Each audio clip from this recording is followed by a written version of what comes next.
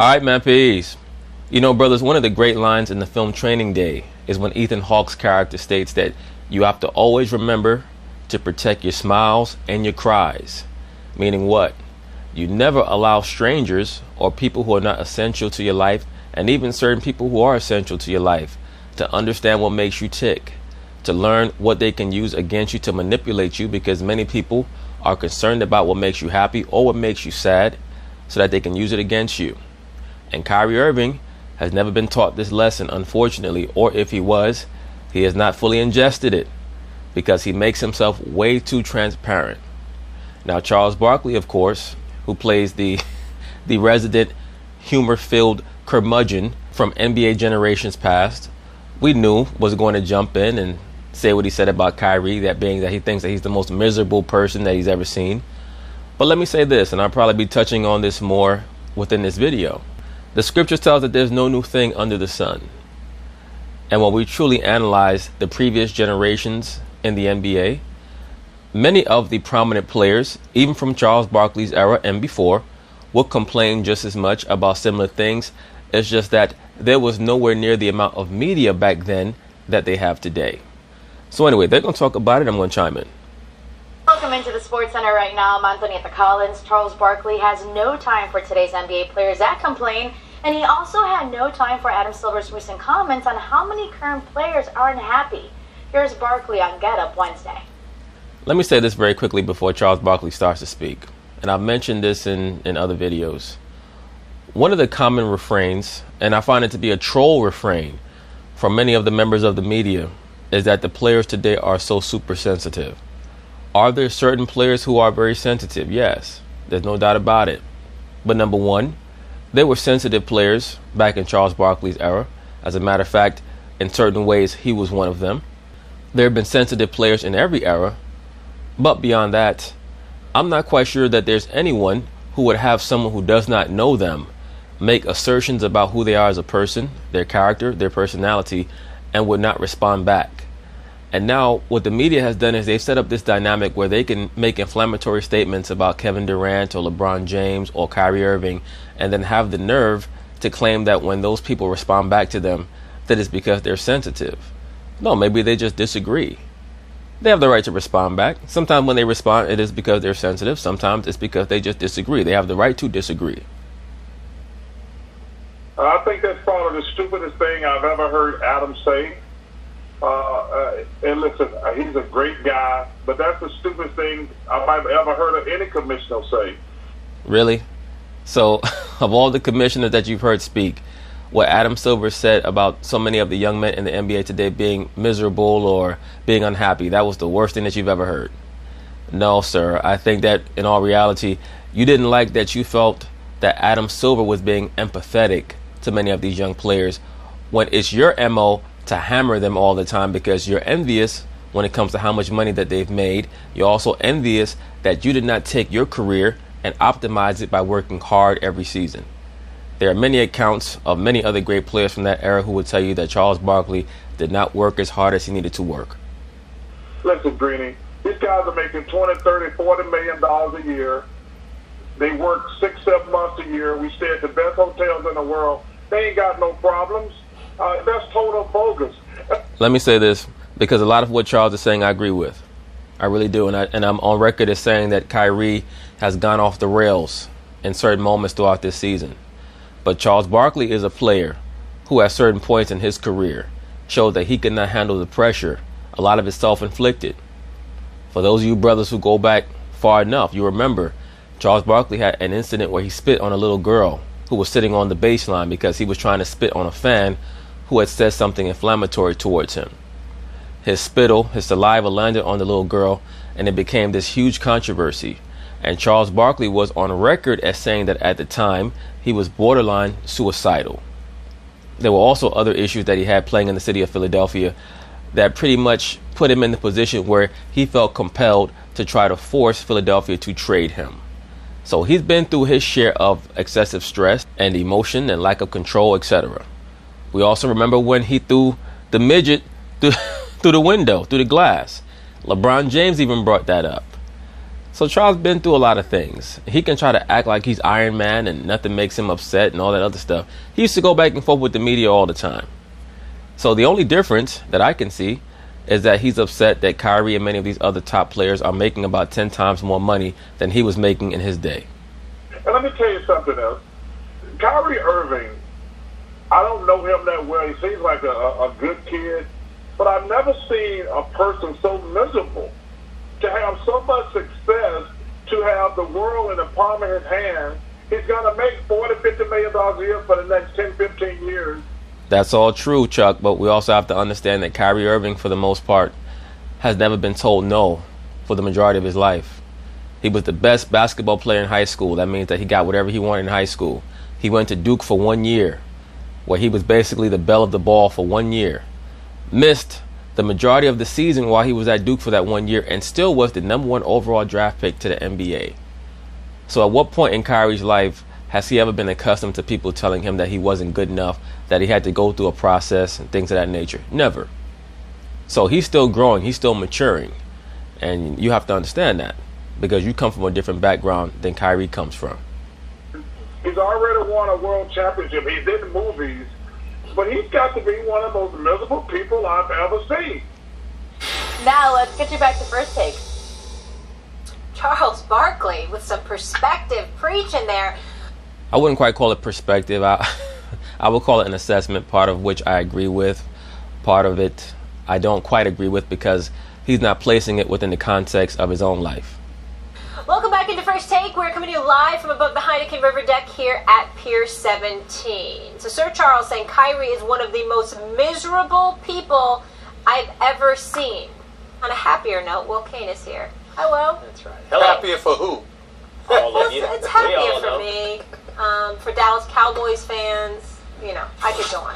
Max, Yeah. are those comments out of bounds? They were harsh. No, not out of bounds. Look, people experience their own lives subjectively. In other words, you could see someone with a great life and everything. Oh, well, they have nothing to complain about. Believe me, they have things to complain about. Agreed. There are things that don't go their way. They feel miserable at times and all of that. And I understand that, even if their circumstances really aren't dire. That's the way they experience it.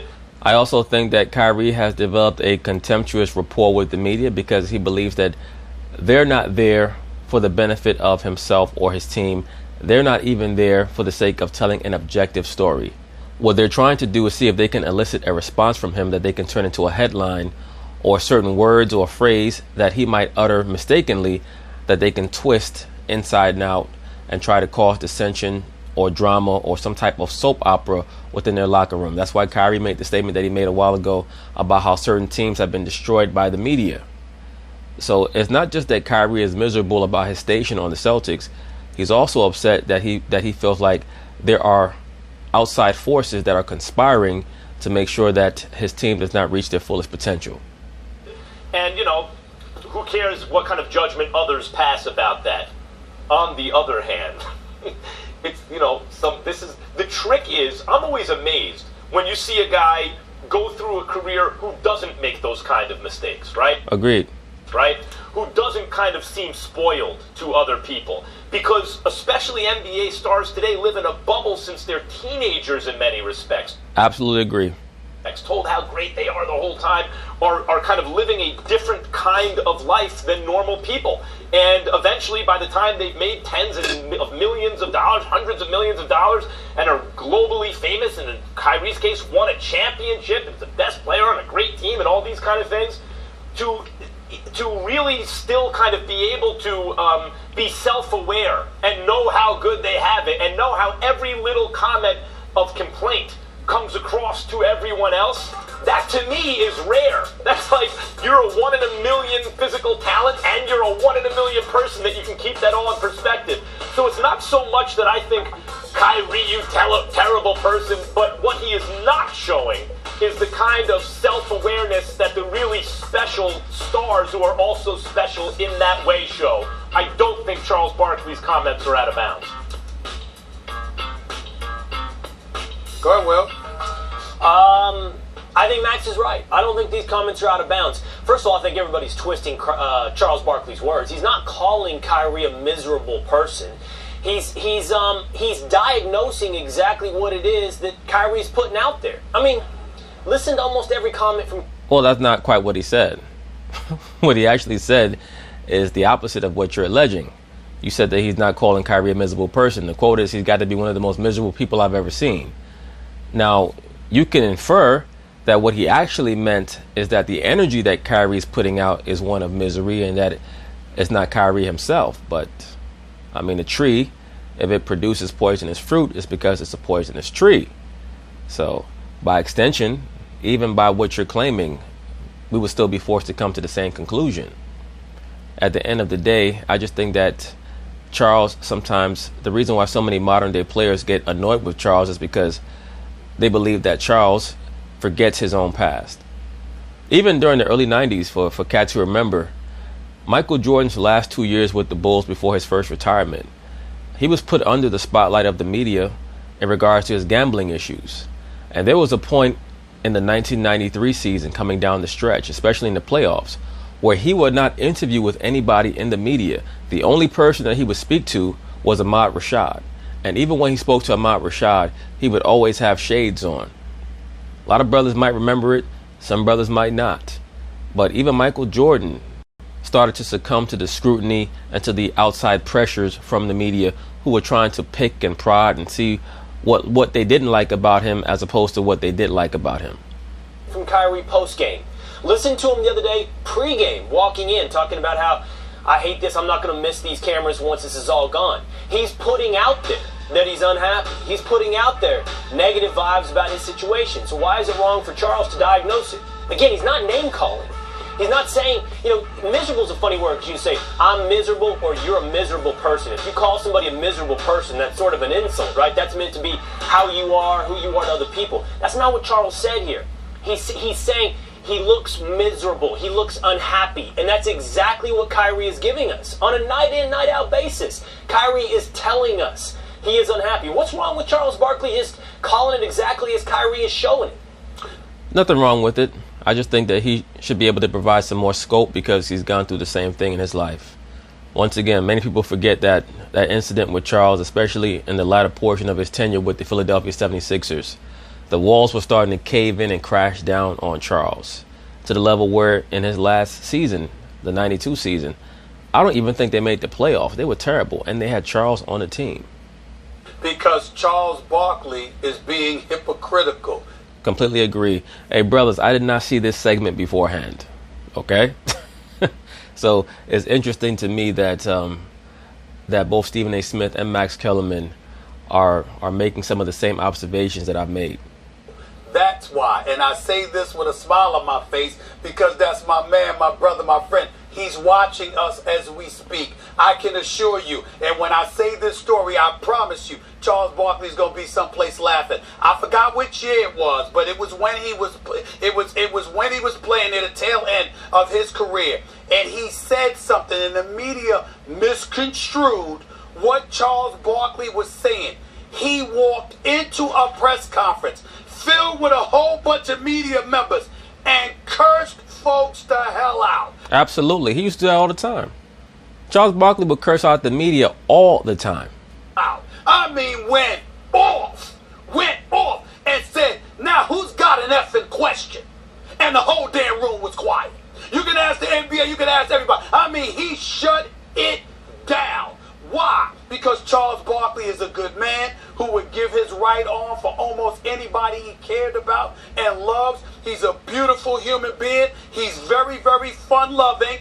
And people were willing to misconstrue his words, misinterpret it for their own devices, and find a reason to criticize him. So he cussed them out. Here's the difference. Hold on. Here's the difference.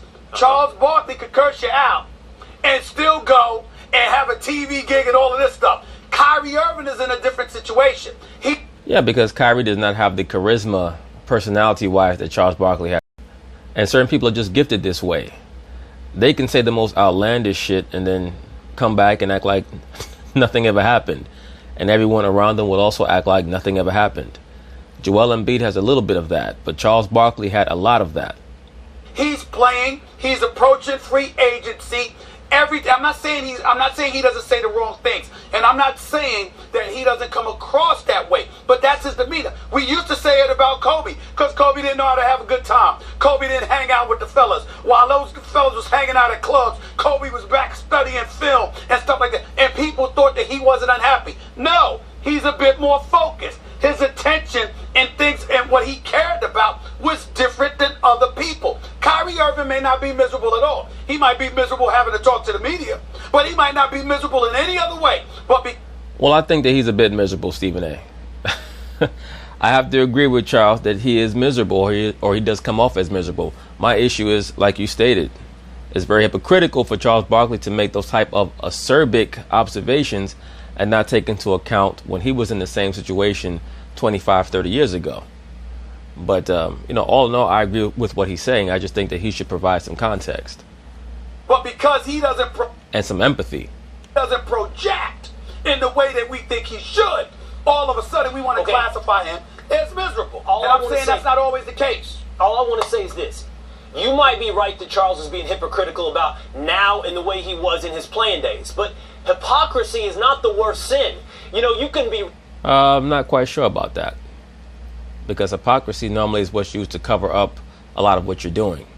You can be right. I didn't say it was. Well, I'm laughing about it. And what I'm telling you is you can be right and still be a hypocrite. He might have been wrong back then. Ask Charles. Were you miserable back then when you were dealing with the media? Were you miserable? Here's something I can't believe. You might have the perfect perspective on this. Yeah, this is what I wanted to say, and I can't believe I'll give those guys a great segment for them to do, but I'm going to do it. Charles Barkley, the broadcaster, would have plenty of criticism for Charles Barkley, the player. Maybe. And what they should do is show Charles Barkley clips, interviews he did, and different things like that back then, and have Charles Barkley, the broadcaster, now criticize himself. Because are you saying he wouldn't? Of course he would. Absolutely. That's what makes Charles Barkley the best sports broadcaster in America today. That he'll even go at himself. Right. Barkley, the reason Barkley's so great is he gives it to you raw. This is what he feels, no filter. He would absolutely go at himself as a player when he did things that he felt. Let me say this. Everybody has a filter. This notion that people have no filter. Charles Barkley has a filter, okay? He gets on TV every Thursday and jokes on Donald Trump. I promise you, Charles Barkley voted for Donald Trump. He found objectionable, and I don't think he claims now that his behavior then was perfect. Exactly. But I also think it's important to point this out. I just want credit when they do that. And all of this stuff, all of this stuff that we're talking about. Yeah, they'll give you a production credit. About is just a lot of fun. Here's where I'll get serious.